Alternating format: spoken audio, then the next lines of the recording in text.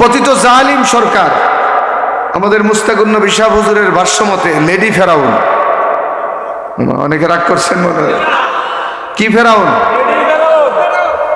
ওই মুসা আলাইহিস সালামের সময় এটা ছিল পুরুষ ফেরাউন, আর এখন ইন্ডিয়া মহানগরে যেটা আশ্রয় নিছে এটা লেডি ফেরাউন। ওই ফেরাউন প্রকাশ্যে কাফের ছিল, আর এই ফেরাউন প্রকাশ্যে ছিল তাহাজ্জুদ গুজার। বুঝেন নাই? অন্তরে অনিষ্টতা, মুখে আত্মীয়তা, তার চেয়ে অধিক ভালো প্রকাশ্যে শত্রুতা।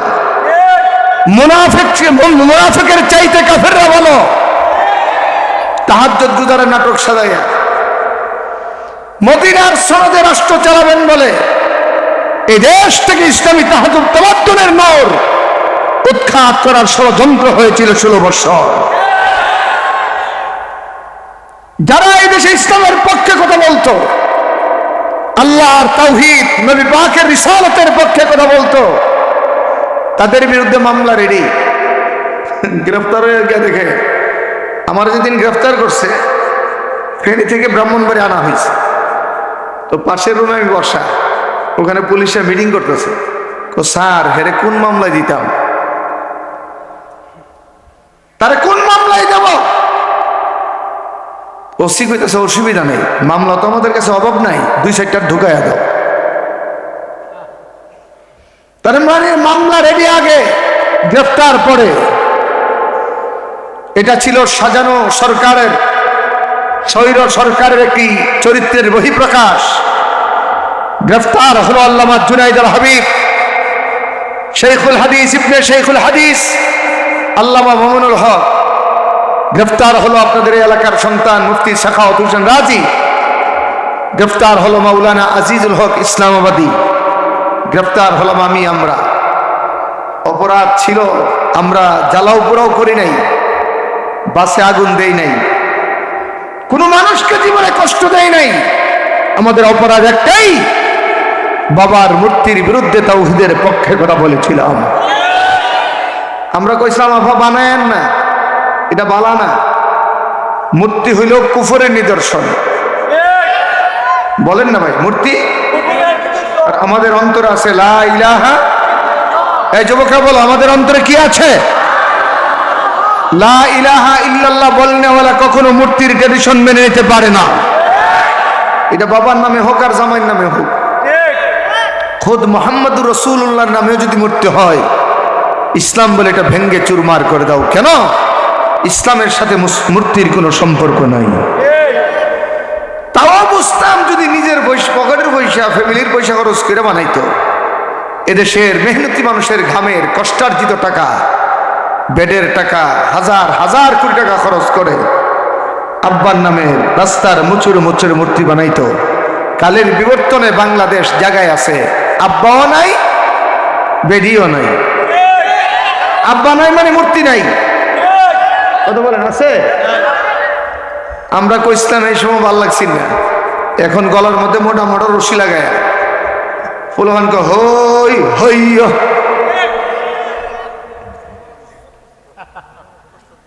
মাথার উপর দাঁড়ায় প্রস্রাব করতেছে। এই দৃশ্য দেখতে হতো না শেখ মুজিব সাহেবের, যদি না তার মূর্তি বানাতে হতো। পরিষ্কার কথা,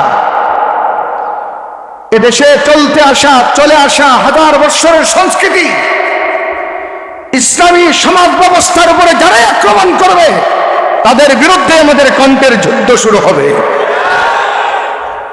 ফার্স্ট টাইম আমরা মুসলমান। বলেন আমাদের পরিচয় কি? জোরে কান, আওয়াজটা হয় না, একটু চিল্লা এখন। আমরা কি? এই দেশের ক্ষমতার মস্তদে যিনি আসবেন, আগে মুসলমানের মুসলমানিত্ব ঠিক রাখতে হবে। কথা বলেন ঠিক কিনা? আফসোস আর দুঃখের বিষয়, এত দাম্ভিকতা, এত জুলুমের পরিধি, এত অত্যাচার কোথায়? আমরা এই কথাই বুঝাইতে দিয়েছি যে আমরা কারো শত্রু না। ক্ষমতায় কারা আইলো গেল, এগুলো কি? আমরা চাই রাষ্ট্রটা আপন অবস্থায় বহাল থাকুক। আমাদেরকে ষড়যন্ত্রের মাধ্যমে বানাতে চাইছে আমাদের আব্বা নাকি বানর, একটু জোরে কর না। বলেন আমাদের সবার আব্বা আছে, কি নাম? আদম। বলেন আমাদের সবার আব্বার নাম কি? একটু জোরে কন। ছেলেরা কথাই তো কন, বলেন না আমাদের আব্বার নাম কি? আরো জোরে কন। প্যারা নবী বলছেন আইয়ুহান নাস ইন্না রাব্বাকুম ওয়াহিদ ওয়া আবাকুম ওয়াহিদ। ও মানব মণ্ডলী, তোমাদের রব একজন, তিনি আল্লাহ, তোমাদের বাবা একজন, তিনি আদম। বলেন আমাদের আব্বার নাম কি? শিক্ষা ব্যবস্থার মধ্যে 12টা বাজায় বিবর্তনবাদ নীতি এনে ডারউইনের থিওরি প্রচার করে মানুষ আদম থেকে না বানর থেকে এসেছে, এই ইতিহাস রচনা করতে চেয়েছিল বাংলাদেশে। আলিয়া মাদ্রাসার শিক্ষাকে 12টা বাজায় দিয়েছে। আরে ভাই মাদ্রাসা তো, এই মাদ্রাসার বইয়ের মধ্যে মূর্তির ছবি, গির্জার ছবি। মাদ্রাসার বইয়ের মধ্যে একতারা, দুতারা, সেতারা, তিনতারা, হারমোনিয়ামের ছবি। এগুলা ছিল বাংলাদেশের সমাজ ব্যবস্থাকে নস্যাৎ করে দিল্লির দাদা বাবুদের প্ররোচনায় একটি রাম নামের সমাজ ব্যবস্থা কায়েম করার পাই তারা। কিন্তু লেডি ফেরাউন জানে না আল্লাহ ছাড় দেন, ছেড়ে দেন না। দেখেন, আমি আমার জীবনে বহু পরাজয় দেখছি। এরশাদ কাকু গেছে, দেশ ছাড়তে হয় নাই। খালেদা জিয়া গেছে, দেশ ছাড়তে হয় নাই। 96 to 2001 সালের হাসিনাও দেশ ছাড়তে হয় নাই। কিন্তু এবার হাসিনা দেশ ছাড়লো কেন? এদেশের মানুষের ভাগ্য নিয়ে চিনিমিনি খেলার ষড়যন্ত্র করা হয়েছিল। এদেশের জাতীয়তাবাদ আর ইসলামী মূল্যবোধের কণ্ঠকে স্তব্ধ করার পায়তারা চালানো হয়েছিল। আল্লাহ তাআলা যুবকদের মধ্যে ঈমানের এমন চেতনা জাগ্রত করেছেন, তাদের রক্তের স্রোতে এই লেডি ফেরাউনের মসনদ ভেসে বঙ্গোপসাগরে নিমজ্জিত হয়েছে। আপনারা দেখছেন কিনা আমি জানি না।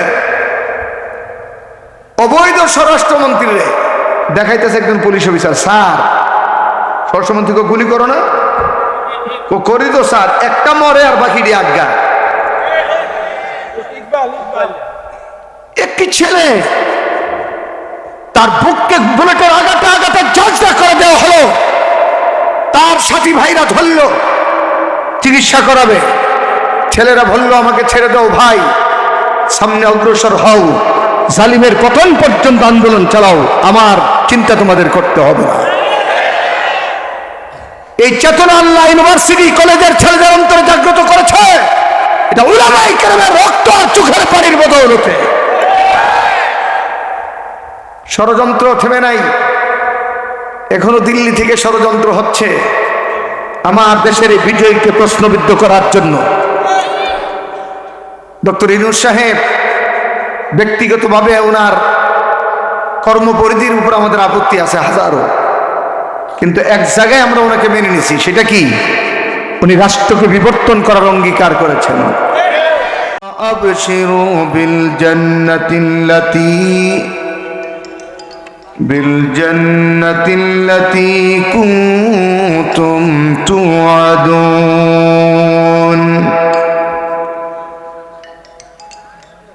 وقال النبي صلى الله عليه وسلم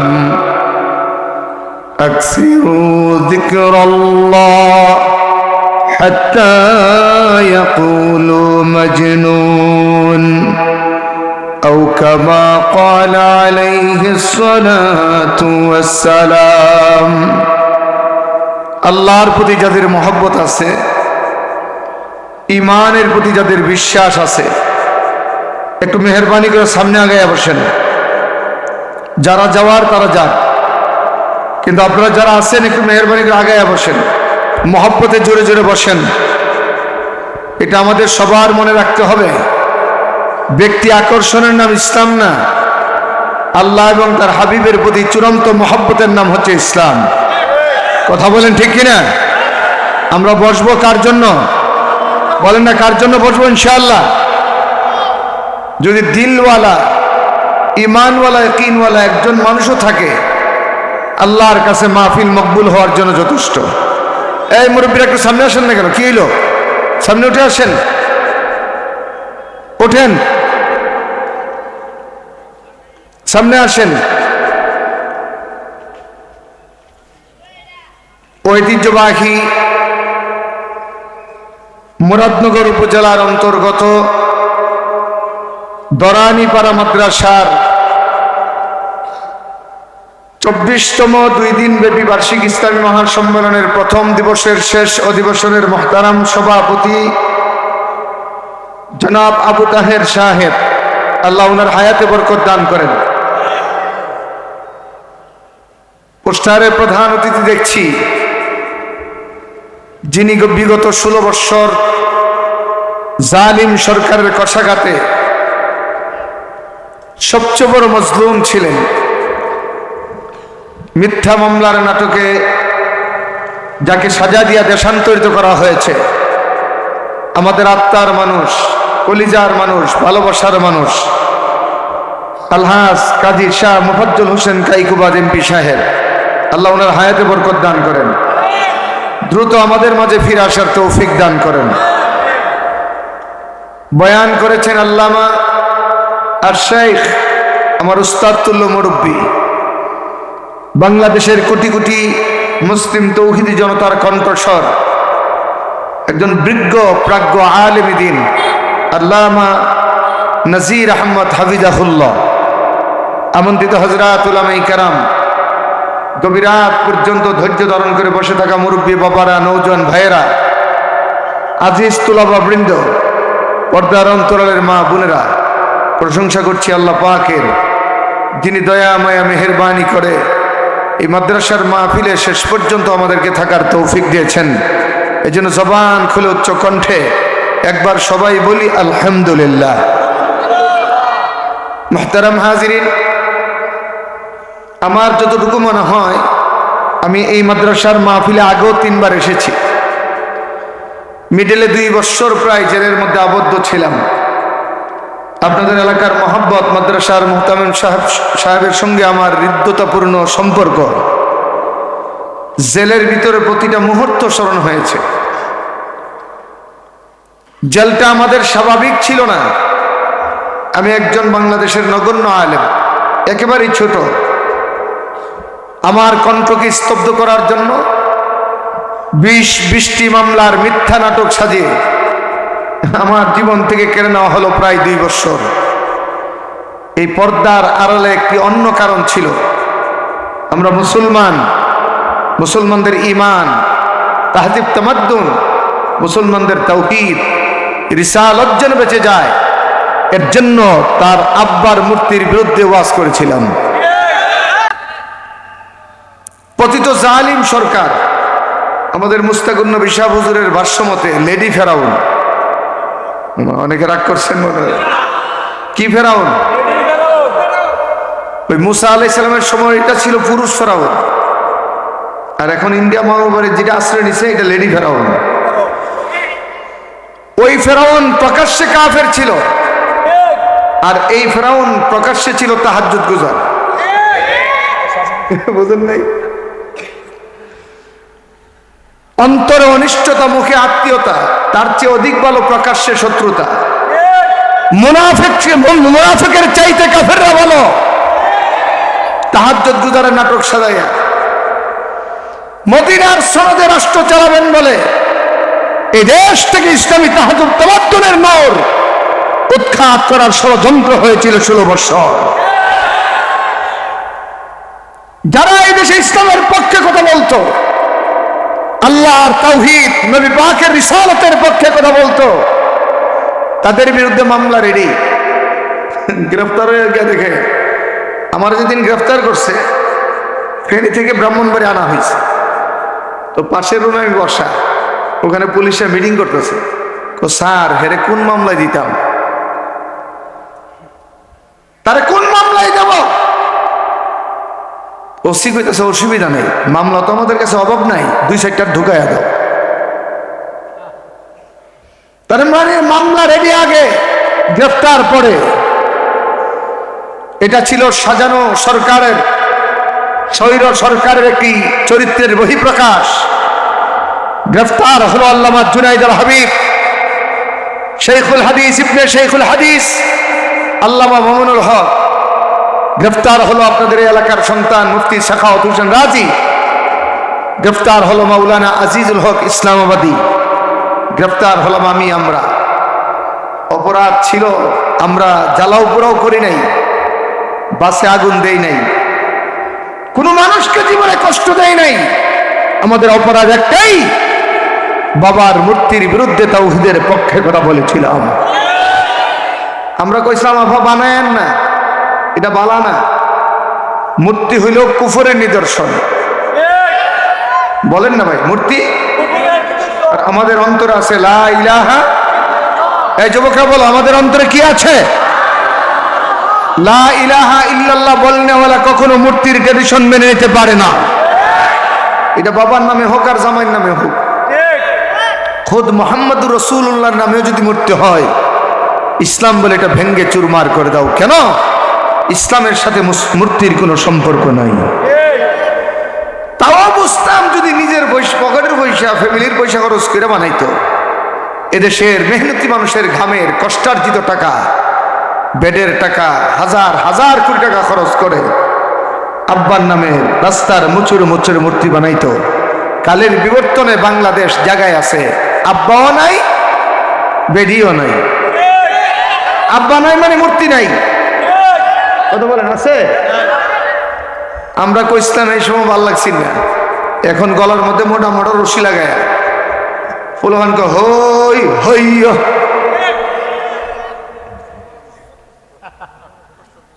মাথার উপর দাঁড়ায় প্রস্তাব করতেছে। এই দৃশ্য দেখতে হতো না শেখ মুজিব সাহেবের, যদি না তার মূর্তি বানাতে হতো। পরিষ্কার কথা,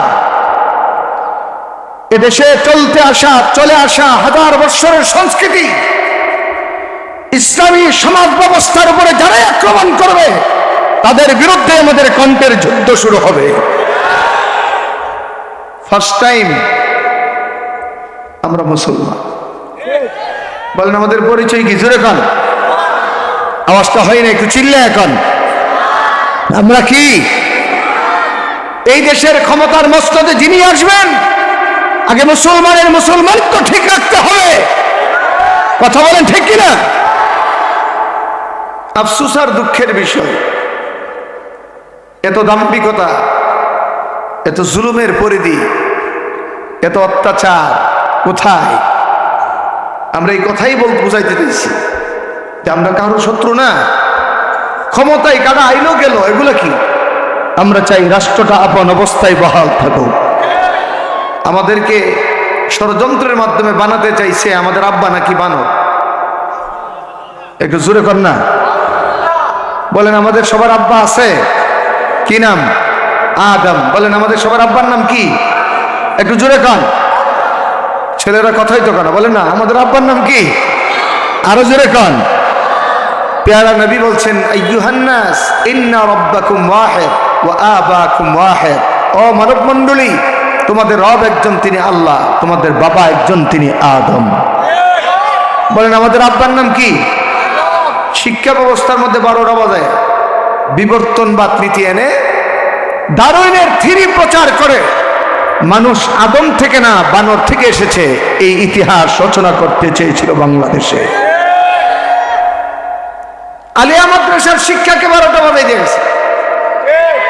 আরে ভাই, মাদ্রাসা তো, এই মাদ্রাসার বইয়ের মধ্যে মূর্তির ছবি, গির্জার ছবি। মাদ্রাসার বইয়ের মধ্যে একতারা, দুতারা, সেতারা, তিনতারা, হারমোনিয়ামের ছবি। এগুলা ছিল বাংলাদেশের সমাজ ব্যবস্থাকে নস্যাৎ করে দিল্লির দাদা বাবুদের প্ররোচনায় একটি রামের সমাজ ব্যবস্থা কায়েম করার পাই তারা।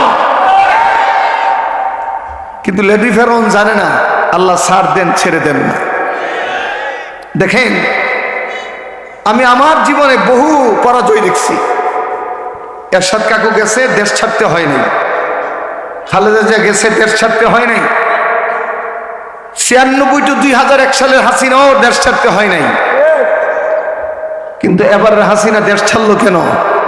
এদেশের মানুষের ভাগ্য নিয়ে চিনিমিনি খেলার ষড়যন্ত্র করা হয়েছিল। এদেশের জাতীয়তাবাদ আর ইসলামী মূল্যবোধের কণ্ঠকে স্তব্ধ করার পায়তারা চালানো হয়েছিল। আল্লাহ তাআলা যুবকদের মধ্যে ঈমানের এমন চেতনা জাগ্রত করেছেন, যাদের রক্তের স্রোতে এই লেডি ফেরাউনের মসনদ ভেসে বঙ্গোপসাগরে নিমজ্জিত হয়েছে। আপনারা দেখছেন কিনা আমি জানি না। অবৈধ স্বরাষ্ট্রমন্ত্রীরে দেখাইতেছে একজন পুলিশ অফিসার, স্যার স্বরাষ্ট্রমন্ত্রীকে গুলি করো না, ও করি তো স্যার, একটা মরে আর বাকি দিয়ে আজ্ঞা। একটি ছেলে তার বুককে বুলেটের আঘাতে আঘাতে জর্জরা করে দেওয়া হলো, তার সাথী ভাইরা ধরল চিকিৎসা করাবে, ছেলেরা বলল আমাকে ছেড়ে দাও ভাই, সামনে অগ্রসর হও, জালিমের পতন পর্যন্ত আন্দোলন চালাও, আমার চিন্তা তোমাদের করতে হবে না। এই চেতনা আল্লাহ ইউনিভার্সিটি কলেজের ছেলেদের অন্তরে জাগ্রত করেছে। এটা উলামায়ে কেরামের রক্ত আর চোখের পানির বদৌলতে। ষড়যন্ত্র থেমে নাই, এখনো দিল্লি থেকে ষড়যন্ত্র হচ্ছে আমার দেশের এই বিজয়কে প্রশ্নবিদ্ধ করার জন্য।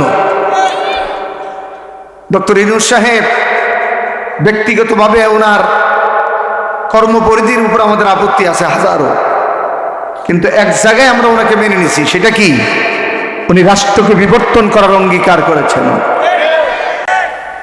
আফসোস আর দুঃখের বিষয়, 3টা মাস হইল না, ফারুকির মতো ঘোষিত ট্রান্সজেন্ডার মতবাদের বিশ্বাসী একটি চলচ্চিত্রকার নির্মাতা তার উপদেষ্টা পরিষদে শপথ পড়ায়া এদেশের ছাত্র জনতার রক্তের সাথে গাদ্দারি করা হয়েছে।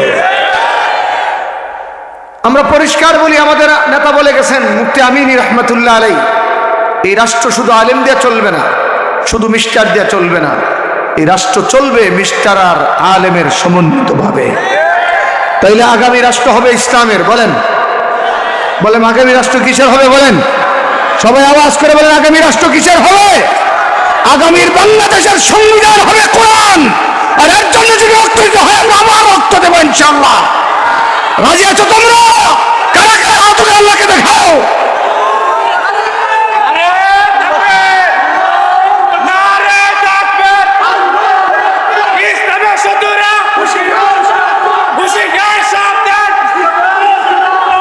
মনে রেখো আমার সদাতি ভাইরা, মনে রেখো, আমি থাকি আর না থাকি তোমাদেরকে বলে যাই, যতদিন পর্যন্ত বাংলাদেশে পশ্চিমা